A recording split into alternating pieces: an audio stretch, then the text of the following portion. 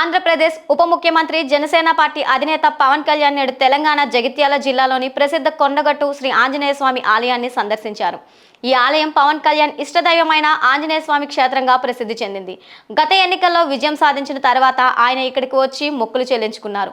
పవన్ కళ్యాణ్ కు ఆలయ పండితులు, అధికారులు ఘనంగా స్వాగతం పలికారు.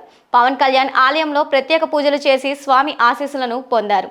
ఈ సందర్భంగా పవన్ కళ్యాణ్ తిరుమల తిరుపతి దేవస్థానం టీటీడీ నిధులతో నిర్మించుకున్న 2 ముఖ్య భవనాలకు శంకుస్థాపన చేశారు. మొదటిది దీక్షా విరమణ మండపం. ఇందులో ఒకేసారి 2000 మంది భక్తులు దీక్షలు విరమించుకోవచ్చు. ఇక రెండవది 96 గదుల సత్రం, డివోటీస్ రెస్ట్ హౌస్. ఎక్కడెక్కడి నుంచో ప్రయాణించి వచ్చే భక్తులకు సౌకర్యవంతమైన వసతిని ఇది కల్పిస్తుంది. ఈ ప్రాజెక్టుకు మొత్తం 35.19 కోట్ల నిధులు టీటీడీ మంజూరు చేసింది. పవన్ కళ్యాణ్ చొరవతోనే ఈ నిధులు వచ్చాయి. ఆయన గత సందర్శనకు వచ్చినప్పుడు ఆలయ అధికారులు పవన్ కళ్యాణ్కి భక్తుల సమస్యలు చెప్పారు. దాంతో ముఖ్యమంత్రి Nara Chandrababu Naidu TTD chairman BR నాయుడుతో చర్చించి నిధుల ఆమోదం వచ్చేలా చేశారు. టీటీడీతో ఏపీ, తెలంగాణ మధ్య సహకారం ఒక ఉదాహరణగా నిలిచింది.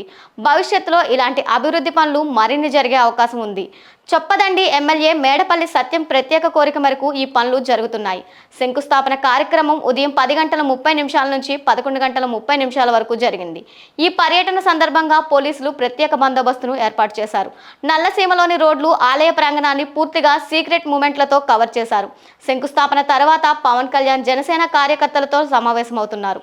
కోడిమ్యాల సమీపంలో బృందావనం రిసార్ట్స్ తెలంగాణ జనసేన నాయకులు ఇటీవల పంచాయతీ ఎన్నికల్లో జనసేన మద్దతుతో గెలిచిన వారితో సమావేశమవుతున్నారు. ఈ సమావేశంలో పార్టీ కార్యకలాపాలు, రాజకీయ పరిస్థితులపై చర్చిస్తారు. మధ్యాహ్నం తర్వాత తిరిగి హైదరాబాద్ చేరుకుంటారు. ఈ కార్యక్రమం అంజనపై పవన్ కళ్యాణ్కి ఉన్న భక్తి సేవా మనస్తత్వాన్ని మరొకసారి చాటుకుంది. కొండగట్టు ఆలయం భక్తులకు మరింత సౌకర్యాలు అందుతున్నాయి.